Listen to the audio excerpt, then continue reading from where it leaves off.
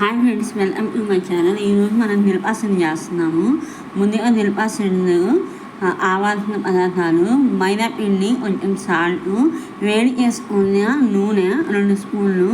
మనము మైదా పిండి ముద్ద చేస్తే అలా రావాలి, ముద్దలా రావాలి మైదా పిండి అనేది. కొంచెం వాటర్ పోసుకోవాలి. తర్వాత దీంట్లో షుగర్ కూడా వేసుకోవాలి. చపాతీ ముద్దలా కలుపుకోవాలి అలాగా.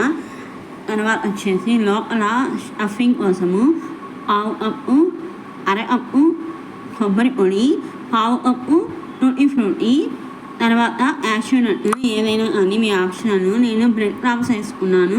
మీ దగ్గర కానీ ఏదైనా ఉంటే వేసుకోవచ్చు. కొంచెం షుగర్ కూడా వేసుకోవాలి. దీంట్లోనే కొంచెం వాటర్ పోసుకొని మొత్తం కలుపుకోవాలి. ఇది లోపల స్టఫింగ్ కోసము.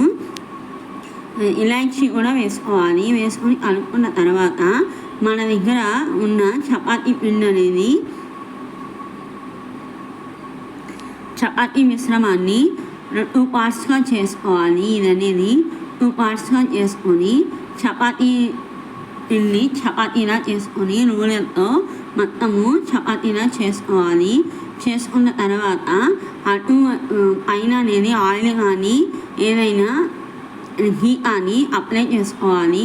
అప్లై చేసుకొని 2 వైపులా మడత పెట్టుకోవాలి. ఆ సైడు ఈ సైడు 2 వైపులా మడత పెట్టుకొని మళ్ళీ ఫోల్డింగ్ చేసుకోవాలి. మొత్తము 3 టైమ్స్ ఫోల్డ్ చేసుకోవాలి. ఇప్పుడు ఫస్ట్ ఇది, తర్వాత సెకండ్ టైము, ఇది సెకండ్ టైము. అటు ఇటు ఫోల్డ్ చేసుకోవాలి. ఆయిల్ అప్లై చేసుకొని అంతే 2 టైమ్స్ మొత్తము. తర్వాత చపాతీ కారతో రుద్దుకోవాలి. బాగా రుద్దుకోవాలి. రుద్దుకున్న తర్వాత ఇది మన స్టఫింగ్ చేసుకున్న మిశ్రమాన్ని దీని లోపల పెట్టేసుకోవాలి. ఇది పెట్టుకునేలోపు ఇది ముందుగా మనము ఆ కుక్కర్ కానీ గిన్నె కానీ దాంట్లో సాల్ట్ కానీ ఇసరు కానీ ఏదైనా పోసుకొని 5 మినిట్స్ అనేది ప్రీహీట్ చేసుకోవాలి. అది కొంచెం ప్రీహీట్ చేసుకునేలోపు ఈలోపు ఇది కూడా చపాతీ కూడా అయిపోయింది కాబట్టి లోపల మనం స్టఫింగ్ చేసుకున్నదంతా పెట్టేసుకొని మొత్తం చుట్టుకోవాలి. అట్లాగా నేను చూపిస్తున్నట్టుగా చుట్టుకొని పైన ఏమైనా యాక్సెస్ ఏమైనా ఉంటే కనుక పిండి అనేది తీసేసుకోవచ్చు.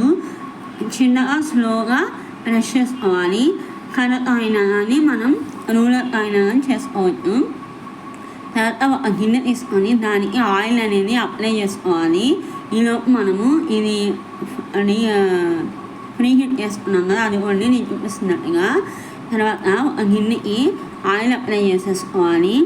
ఆయిల్ కానీ ఘీ కానీ ఏదైనా కానీ అప్లై చేసుకోవచ్చు.